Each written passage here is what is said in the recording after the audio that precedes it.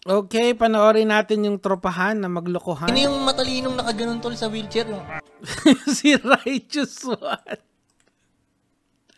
Raul to si Bugoy na Kuy-Kuy no? Stephen Hawking. Oy, ganun. Hindi daw naniniwala kay God yun eh. Hindi tol, may libro siya na may God. Sinagot niya yung biggest question.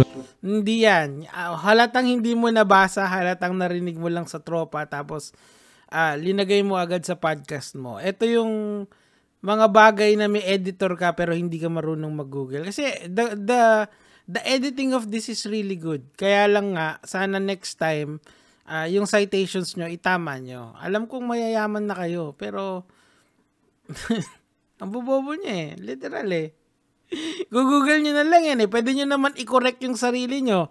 Kanina pa ako naghahanap ng citation kung meron silang correction. Wala So, kailangan ko mag-content dahil doon kasi mali-mali yung mga sinasabi nyo Paano kung bumilib na naman yung mga bata sa inyo? Kung sa simpleng bagay na hustle, hate the player, hate the game, mapapalagpas ko kayo. Pero dito naman, wag naman. Kasi may Google naman talaga. O, tuloy natin. In life. Sinagot ng pinakamatalinong tao sa buong mundo. Stephen. Sinagot ni Stephen Hawking yung tanong on how the universe existed. Actually, kabaliktaran dun sa sinasabi mo yung sinabi niya. Ito yung sinabi niya mismo. Spontaneous creation is the reason there is something rather than nothing. Why the universe exists, why exists, he wrote in the Grand Design. I think etong Grand Design, if I'm not mistaken, kailan ba to? I-google na lang din natin para makita nyo. Kasi pwede nyo naman anuhin yan Grand Design when ayan PDF yan. Kita nyo pwede. Merong kailan ba to sinulat? 2010 yata ito. Ayan. Ang daming information about sa dito sa libro na to. Ayan, in 2010. Sinulat niya yan. Ibig sabihin, almost 14 years na tong libro na to. And you know what? Merong free audiobook dito that I will link down below para kung makikinig kayo mamaya, magsa-sound trip kayo, pakinggan nyo yung isa sa mga magagandang libro ni Stephen Hawking. Now, we will go into the science of this after magsalita nitong mga mokongs na to. And hopefully, hindi kayo mabore dun sa explanation kasi I'll give you an overview. Of course, it's an overview. Wag niyong isipin na sobrang magiging mabusisi yun and ma-number based kasi ganun mag-explain ng physics may numbers dapat. Pero, pwede ka namang mag-conceptual explanation sa science Tuloy na natin. Ba't sabi niya hindi naniniwala? Naniniwala siya. Talaga. Nag-roll ng dice si God. Okay, hindi si Stephen Hawking ang nagsabi niyan. God doesn't roll with dice ay si Albert Einstein. Ang context niyan kasi ayaw niyang maniwala sa quantum mechanics or tinatry niyang i-disprove yung mga ideas sa quantum mechanics kasi nga hindi siya naniniwala that the universe is probabilistic in nature kasi yun yung idea kasi ng quantum mechanics if you're going to break it down fundamentally, it's all about the uncertainty of things. Kaya nga yung isang ewan ko kung narinig nyo na tong concept na to called the Heisenberg uncertainty principle, di ba? Kasi you are so uncertain about things. Tapos katulad ng Schrodinger's cat thought experiment na may yung it discusses the idea of superposition. So para kay Einstein, hindi niya matanggap yung mga concept na yon kasi nga he thinks that God doesn't play with dices. Do hindi ko lang sure kayo na lang bahalang mag-research dito kasi nga para naman makatulong kayo. Wala akong researcher pagdating sa science kailangan yung isipin si Einstein kasi mas gusto niya na certain ka about a lot of things kasi nga yung relativity niya na kanyang yung relativity niya na kanyang na discover or I think discover is the word for it or to explain how the cosmos work in the macro level. Ibig sabihin pag malaki na at mabilis na, it explains a lot. It predicts a lot of things. Okay, so yung mga ganong klase, it removes probability altogether. Pero quantum mechanics introduces probability altogether, something that he doesn't accept personally. Pero yung pag-accept niya na yun, it's mere opinion eh. Meron pa ring mga ibang proponents like si Heisenberg and Schrödinger na opposite niya na ginagamit pa rin nila yung relativity ni Albert Einstein, pero ini-integrate nila sa current understanding nila of how the universe works in the small things, kasi quantum mechanics is the science of small things. And when I say small, super small, like yung isang we're talking about electrons, protons, yung ganong kaliliit. And this will have mamaya i-integrate ko yan lahat doon sa idea ni Stephen Hawking doon sa grand design niya.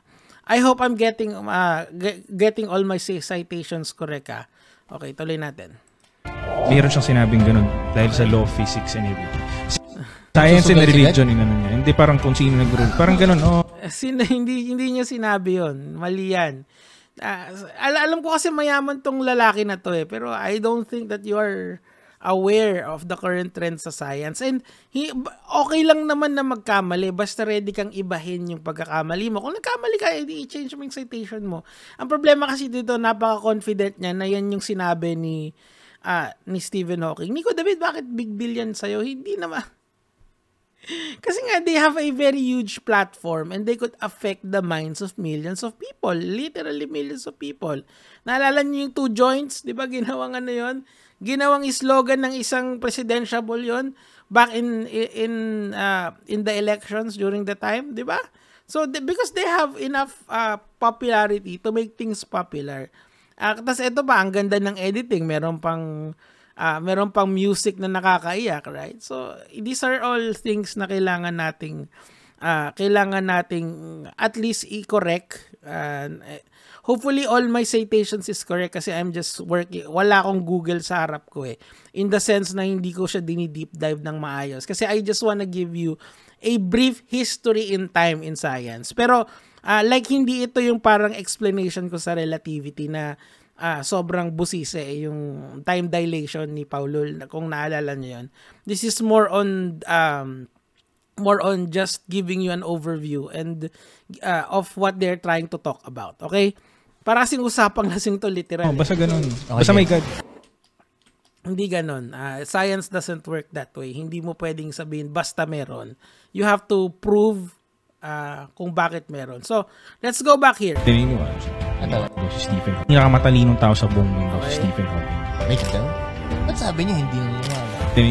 Hindi siya naniniwala in the sense that there is no need for a God. Kasi nga, because things spontaneously appear because of the laws of science na alam niya during his life. Okay?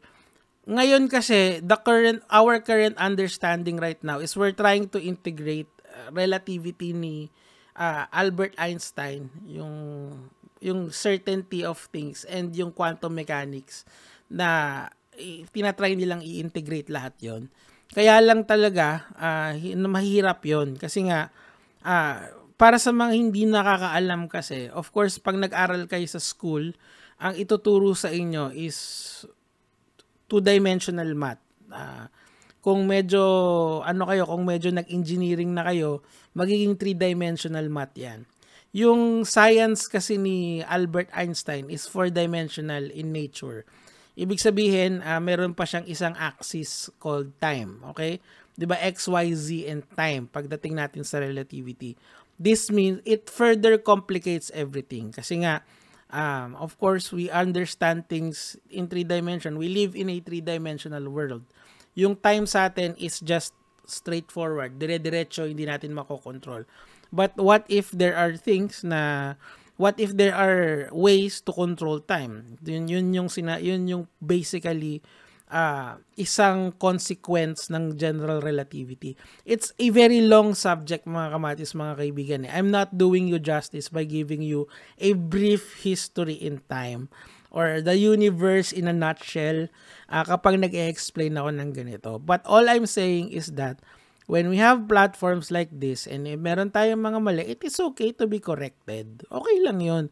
Let's correct each other. Yun naman talaga yung purpose ng debunking, ng criticizing. Hindi naman magpahiyaan sa social media. Nakakahiya lang yung nangyayari kapag dinedefend mo yung position mo kahit mali na. Okay, so do I personally believe in a God? I'm not sure. Kasi hindi ko naman kayang i-prove or disprove na merong Diyos eh. Pero I would like to believe that there is one, pero that is my belief, not this is different from facts. Okay? So ngayon kasi mahirap i-prove na may God using empirical evidence. But then again, you are free to believe what you want to believe. But then again, let's stick with what is worldly or factual sa mundo natin, 'di ba? So yun lang naman yung sa akin for today. Sana nagustuhan niyo tong maliit na litanya na to, and hopefully itong mga mokong na to is ayusin nila yung podcast nila. Kumuha sila nung parang kay Joe Rogan, yung si Jamie pull up, 'di ba? At least tama yung citation lang. Dami-dami niyo diyan, lahat kayo may cellphone, hindi kayo makapag-Google. Gege mga lods.